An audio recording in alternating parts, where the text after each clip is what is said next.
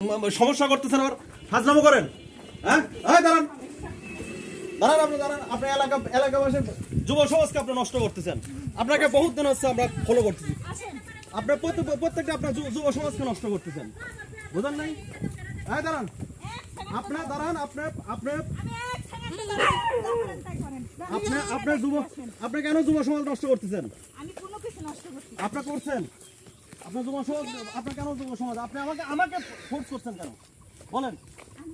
আপনি ফোর্স করছেন আমাকে? না না, আমি সাংবাদিক ওমর ফারুক, ঠিক আছে, আপনি আমাকে ফোর্স করছেন কেন? আপনি আমাকেও চেনেন, বলেন বলেন, আপনি বলেন আর কি করেন আপনি আমাকে, মানে আপনি কি আপনার যুব সমাজ এভাবে কেন নষ্ট করতেছেন বলেন? আমি যুব সমাজ নষ্ট করতেছি না। কেন সাংবাদিকরা এসে আমার রাস্তা দিয়ে যাচ্ছে, রাস্তা দিয়ে না ধরেছে ভাই। শুনেন, সাংবাদিক একটা পাগল।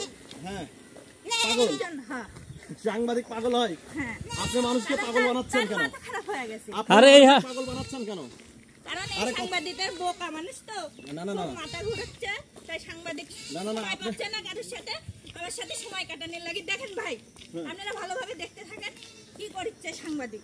হ্যাঁ কি করতেছে আমাদের কাছে ফুটেজ আগে দেখেন ভাই, আপনি আমার সাথে যদি ইয়া করেন না, শুনুন, আপনি দাঁড়ান, আপনার মতো থাকেন, আমি আপনি দ্বারা কথা বলেন, চলে আসছেন কেন? কথা বলেন, কোনো কথা বলবো না। আপনি কথা বলেন।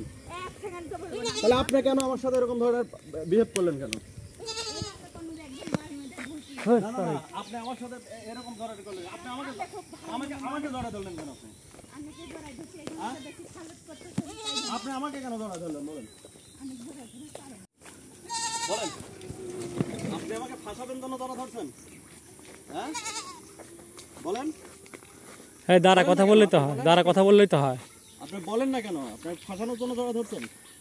আমার সাথে আমার কোনো কথা নাই। কেন কথা নাই বলেন? আমি কোনো কথা বলবো না। কেন কথা বলবেন না কেন? বলতে হবে কথা, আপনি বলেন কেন?